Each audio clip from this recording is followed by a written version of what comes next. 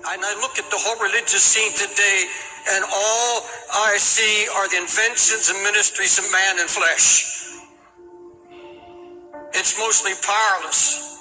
It has no impact on the world. And I see more of the world coming into the church and impacting the church rather than the church impacting the world. I see the music taking over the house of God. I see entertainment taking over the house of God. An obsession with entertainment in God's house, a hatred of correction and a hatred of reproof. Nobody wants to hear it anymore. Whatever happened to anguish in the house of God? Whatever happened to anguish in the ministry? It's a word you don't hear in this pampered age. You don't hear it. Anguish means extreme pain and distress. The emotion so stirred that it becomes painful. Acute, deeply felt inner pain because of conditions about you, in you or around you. Anguish, deep pain, deep sorrow, agony of God's heart.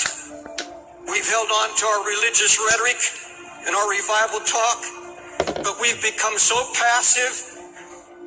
All true passion is born out of anguish.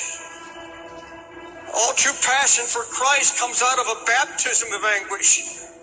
You search the scripture and you'll find that when God determined to recover a ruined situation, he would share his own anguish for what God saw happening to his church and to his people.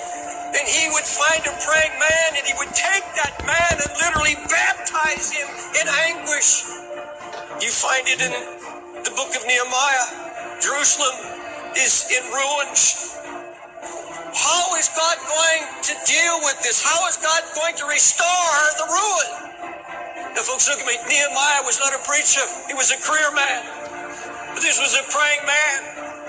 And God found a man who would not just have a flash of emotion, not just some great sudden burst of concern and then let it die. He said, no, I broke down and I wept and I mourned and I fasted. And then I began to pray night and day. Why didn't these other men, why didn't they have an answer? Why didn't God use them in restoration? Why didn't they have a word? Because there was no sign of anguish. No weeping. Not a word of prayer. It's all ruin. Does it matter to you today? Does it matter to you at all that God's spiritual Jerusalem, the church, is now married to the world? That there's such a coldness sweeping the land? Closer than that, does it matter about the Jerusalem that's in our own hearts? The sign of ruin that's slowly draining spiritual power and passion, blind to lukewarmness, blind to the mixture that's creeping in. That's all the devil wants to do is get the fight out of you and kill it. So you won't labor in prayer anymore. You won't weep before God anymore. You can sit and watch television and your family go to hell. Let me ask you, is what I just said convicted you at all? There's a great difference between anguish and concern. Concern is something that begins to interest you. You take an interest in a project or a cause or a concern or a need. I'm going to tell you something I've learned over all my years, 50 years of preaching. If it is not born in anguish, if it has not been born by the Holy Spirit, where when you saw and heard of the ruin, it drove you to your knees. And all our projects, all our ministries, everything we do, where are the Sunday school teachers that weep over kids they know are not hearing and they're going to hell? You see, a true prayer life begins at the place of anguish, a place where lifetime decisions are made. You see, if you set your heart to pray, God's going to come and start sharing his heart with you. You see, you either walk away and go back to your passivity and say, I'm just going to be an ordinary Christian and there's no such thing. Or your heart begins to cry out, oh God, your name is being blasphemed. The Holy Spirit's being mocked. The enemy is out trying to destroy the testimony of the Lord's faithfulness, and something has to be done. You can't go unchallenged.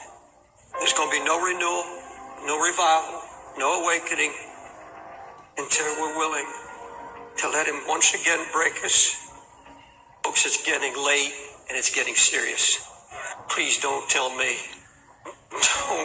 you're concerned. Don't tell me that you want your unsaved loved ones saved when you're spending hours in front of internet or television. Come on. Lord, there's some need to get this altar and confess, I am not what I was. I am not where I'm supposed to be. God, I don't have your heart or your burden. I wanted it easy. I just want to be happy. But Lord, true joy comes. True joy comes out of anguish. There's nothing of the flesh will give you joy. I don't care how much money, I don't care what kind of new house, there is absolutely nothing physical could give you joy. It's only what is accomplished by the Holy Spirit when you obey him and take on his heart.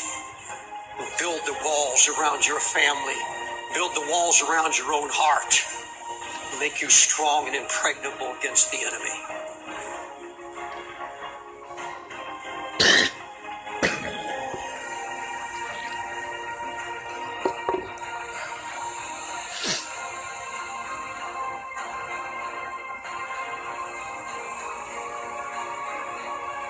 Please open your eyes, my brothers and sisters. Check her channel out. She does really good work.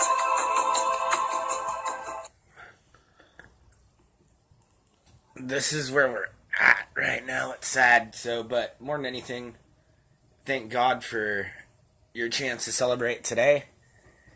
And more than anything, or just as the same, celebrate all the patriots that fought and bled for you to be able to be who you want to be. I love you all. Happy 4th of July.